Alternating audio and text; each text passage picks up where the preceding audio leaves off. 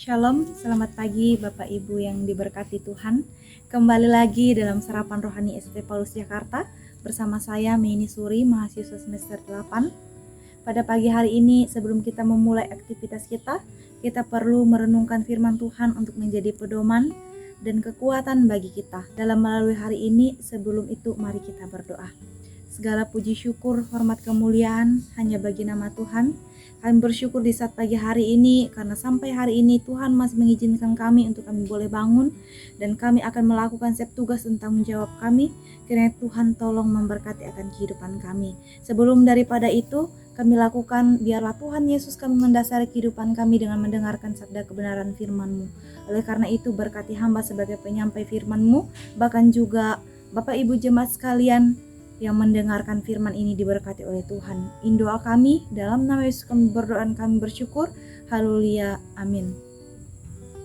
Bapak Ibu yang diberkati Tuhan, minggu ini tema umum renungan kita adalah keteladanan. Keteladanan adalah kesanggupan seseorang dalam memberikan pengaruh kepada orang lain untuk menirunya. Keteladanan berbicara mengenai tingkah laku, tutur kata, kasih, loyalitas, dan komitmen. Dalam kenyataan di dunia ini, keteladanan berpengaruh besar dibanding nasihat dan ucapan. Mengapa demikian? Karena keteladanan berbicara tentang praktik, bukan teori. Bapak Ibu yang diberkati Tuhan, kita buka firman Tuhan di dalam Filipi pasal 4 ayat yang ke-9.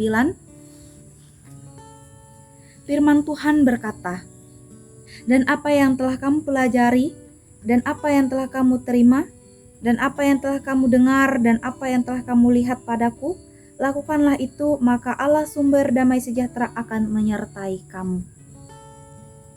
Renungan hari ini saya beri tema menjadi pelaku firman melalui keteladanan.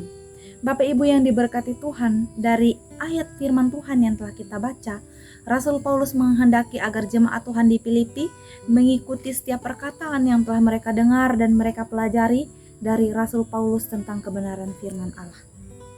Bapak Ibu yang diberkati Tuhan, orang-orang di Filipi pada waktu itu melihat secara langsung bagaimana Paulus ditolong dalam pelayanan. Oleh sebab itu, Paulus yang pernah mengajar mereka memberikan kepada mereka suatu keharusan supaya mereka dapat menjadi jemaat Tuhan yang taat kepada firman Tuhan. Di samping itu, Rasul Paulus juga telah memberikan kepada mereka keteladanan untuk menjadi pengikut Kristus yang setia. Mengikut Kristus bukan tentang julukan sebagai pengikut, tetapi pengikut Kristus berbicara tentang kehidupan yang telah diubah, yaitu diubah dari kegelapan kepada terang. Setelah ada di dalam terang, kita bukan hanya cukup sampai di situ saja, tetapi perlu untuk menjadi teladan atau terang bagi mereka yang masih ada di dalam kegelapan atau mereka yang masih meraba-raba jalan mengikut Tuhan. Bapak Ibu yang diberkati Tuhan, bertolak dari pembacaan kita hari ini, kita sebagai orang Kristen harus tampil beda dengan dunia ini. Kita memang masih hidup di dalam dunia, tapi bukan dunia tujuan kita. Oleh sebab itu, kita sudah seharusnya menjadi duta kerajaan Allah yang ada di dunia ini. Kita perlu menjadi teladan supaya orang mengikut kita dan percaya kepada Allah. Bagian menarik dari firman Tuhan yang telah kita baca tadi berkata, "Dan Allah sumber damai sejahtera akan menyertai kamu." Bapak Ibu yang diberkati Tuhan, di sini mengandung arti bahwa Allah menyertai kehidupan setiap orang yang hidup sesuai dengan kehendaknya. Menjadi pengikut Tuhan otomatis banyak tantangan karena dunia ini dipenuhi dengan kuasa gelap.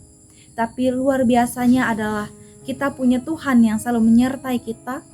Oleh sebab itu, saudara-saudari yang diberkati Tuhan, baiklah kita menjadi teladan tanpa rasa takut kepada dunia ini karena perbedaan kita. Tapi semakin giatlah kita melakukannya karena waktu Tuhan sudah semakin dekat dan keyakinan bahwa Allah akan selalu menyertai kita sesuai janji firman-Nya.